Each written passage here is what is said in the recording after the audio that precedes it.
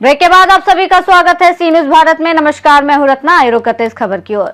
नर्मदा जिले में 19 मार्च से उत्तर वाहिनी नर्मदा परिक्रमा शुरू हो गई है। पहले दिन से ही देश के कोने कोने से लाखों श्रद्धालु परिक्रमा में शामिल होने के लिए पहुंचे।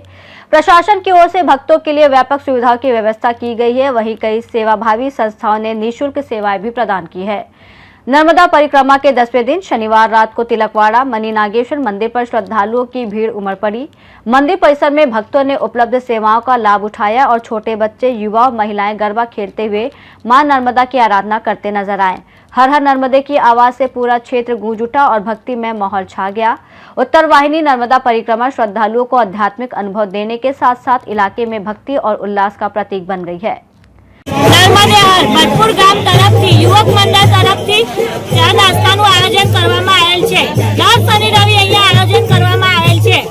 જે બી ભાવિક ભક્તોએ નાસ્તો કરવો હોય તો દર રવિવારે અહીંયા આયોજન કરેલ છે અને તેમાં બહેનો અને ભાઈઓ તરફથી બેઉ તરફથી આયોજનમાં ભાગ લેવા માટે વિનંતી।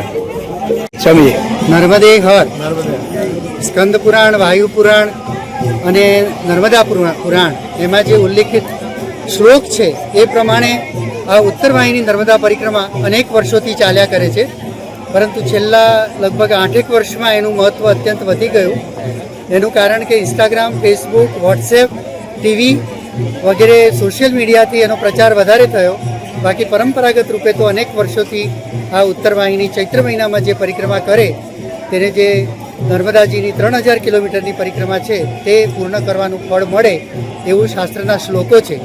તેમાં પણ વિશેષ રૂપે જ્યારે ભગવાન શિવનું નિવાસસ્થાન ઉત્તર દિશામાં છે, ધ્રુવ તારો ઉત્તર દિશામાં છે, ગંગાજી ભગવાન શિવને સન્માન આપવા માટે કાશીમાં ઉત્તર વાહિની બને છે, એવી રીતે નર્મદાજી જે પૂર્વથી પશ્ચિમ વહે છે તે રામપુરાથી તિલકવાડા તરફ ઉત્તર વાહિની બને છે। 1370 કિલોમીટરની લંબાઈવાળા મા નર્મદા માત્ર તિલકવાડામાં 9 કિલોમીટરનું જે બેલ્ટ છે રામપુરાથી લઈને તિલકવાડા સુધી ત્યાં જ ઉત્તર વાહિની છે। શાસ્ત્રોમાં એનું વર્ણન છે કે જે કોઈ પણ આ પરિક્રમા શ્રદ્ધાથી, ભક્તિથી અને મા નર્મદાના પૂજા કરીને જે કરે છે એના અનેક કર્મો દૂર થઈ જાય છે, પ્રારબ્ધ કર્મ કપાઈ જાય છે અને એની આધ્યાત્મિક ઉન્નતિ થાય છે અને પુનર્જન્મમાં એને ઉત્તમ જન્મ પ્રાપ્ત થાય છે એવું આપણા શાસ્ત્રો કહે છે। આજે 10મો દિવસ છે નર્મદા પરિક્રમા ઉત્તર વાહિનીનો। અનેક ભક્તો પરિક્રમા કરી રહ્યા છે। આ પરિક્રમા શાંતિપૂર્ણ રીતે પૂર્ણ થાય એ માટે માં નર્મદાને પ્રાર્થના કરીએ છીએ।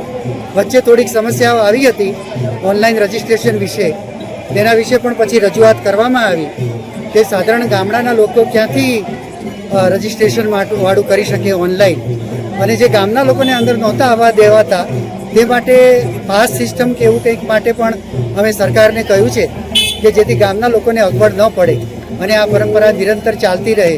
આજે તમે સાધારણ વ્યક્તિને કહો કે તમે રજિસ્ટ્રેશન કરો, જેની પાસે કીપેડવાળો મોબાઈલ છે એ લોકો ક્યાંથી રજિસ્ટ્રેશન કરવાના છે?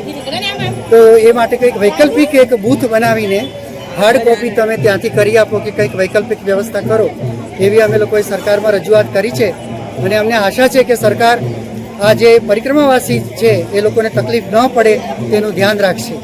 અહીં મણિકર્ણિકા મણિ નાગેશ્વરમાં સુંદર રીતે અહીં ભંડારો ચાલી રહ્યો છે। ભક્તો બધા અહીં પ્રસાદ લઈ રહ્યા છે। અવિરત સેવા અનેક જગ્યાએ ઉત્તર વાહિનીમાં ચાલી રહી છે। આ હિન્દુ પરંપરાને, સનાતન ધર્મની પરંપરાને આપણે જીવિત રાખીએ અને સરકાર એમાં પૂરતો સહયોગ આપે। સરકારે ઘણું બધું કર્યું છે, પરંતુ જે એક બે મુદ્દા જે પરિક્રમાવાસીઓને નડે છે તેના માટે કંઈક સરકાર સમાધાન કરી દે તો સુચાरू रूपे આ પરિક્રમા ચાલતી રહેશે। नर्मदा से सीनु संवाददाता वसीम मेमन की रिपोर्ट। उत्तर वाहिनी नर्मदा परिक्रमा श्रद्धालुओं को आध्यात्मिक अनुभव देने के साथ साथ भक्तिमय माहौल का प्रतीक बन रही है। इस खास रिपोर्ट में फिलहाल इतना ही। देश और दुनिया की तमाम बड़ी खबरों के लिए देखते रहिए सी न्यूज भारत।